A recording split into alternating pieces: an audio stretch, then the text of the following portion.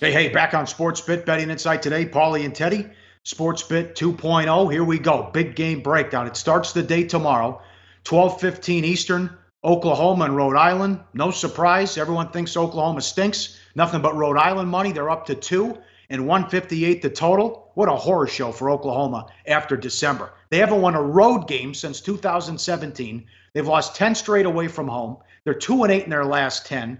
Maybe Trae Young's getting tired. His teammates aren't that good. They're starting to figure him out. I'm a little disappointed in Lon Kruger, who's a great coach. Either way, it's been an unmitigated disaster for Oklahoma the last 2 months, Teddy. Also went 1-7 in February straight up. Yeah, and they got an at-large bid to the tournament, leaving Yes, the Middle Tennessee States of the world at home. But the bottom line, of course, the winner here faces Duke, so it's likely to be a one and done for the winner. But this is Sooners team now. What, they're 2-8 over their last 10, 3-12 over their last 15 ball games. Teams that go 3-12 over the last 15 should not get NCAA at-large bids, regardless of what they did in November and December. The committee didn't think it that way, so we handicapped the game. Trae Young over the last 10 games. Look at the graphic. The theory, well, Trae Young wore down over the course of the season. Really ugly numbers over the last 10 games. Shooting percentage, three-point shooting percentage, the turnovers were high, et cetera, et cetera. But you can make a counter argument there. You say, Trae Young, he was less effective because the Big 12 was really good, and on the second looks around the league, teams adjusted to him.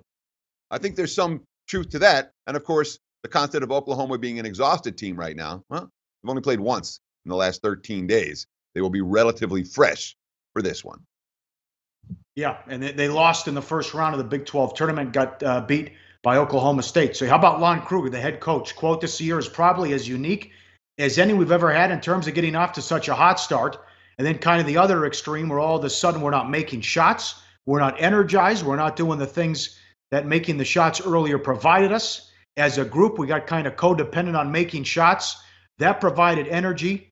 That provided every aspect, better defensively, rebounding. When we didn't make shots, it seemed we lost our swagger, lost our confidence, end quote. And Young, too, was taking some bad shots as he shoots from Curryland a lot of the times. Now, did Rhode Island wear down? They had that long winning streak where I think they got as high as number 15 in the country. And then they had that weird loss where they were blown out on senior night by 30 by St. Joe's, blew a 6-point lead late to Davidson. And then, even though Davidson only made one field goal in the last 13 minutes, still beat them by 1 in the Atlantic 10 title game.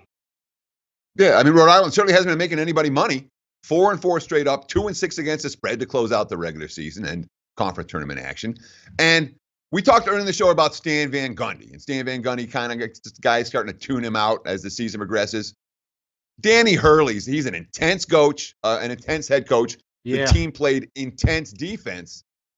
I really wonder if the team has tuned him out a little bit at this stage of the game. If that big winning streak used up a little bit too much energy.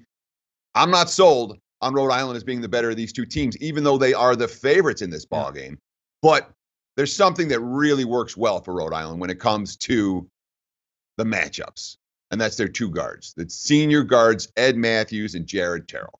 These are excellent defenders and two guys who are probably going to relish the challenge of guarding a guy who's gotten a whole lot of hype like Trae Young. And there's a huge difference in these two defenses, Paulie. When you look at the graphic, it's really clear. Rhode Island, number 5 in turnover percentage. Oklahoma, number 261. So the ball pressure shows Rhode Island has been the superior defensive team, but Kruger versus Curley, pick 'em. Yeah. Or Hurley, I should say. I'll probably look at the Kruger side of that equation. Oklahoma plus the points makes more sense to me than laying with Rhode Island. And if everyone's going to be on Rhode Island, and that seems to be the case as well. Like the show? Help us keep the lights on. Please make sure to comment, share, and subscribe to all the Sportsbook Review videos. Thanks so much. Best of luck. Enjoy the game.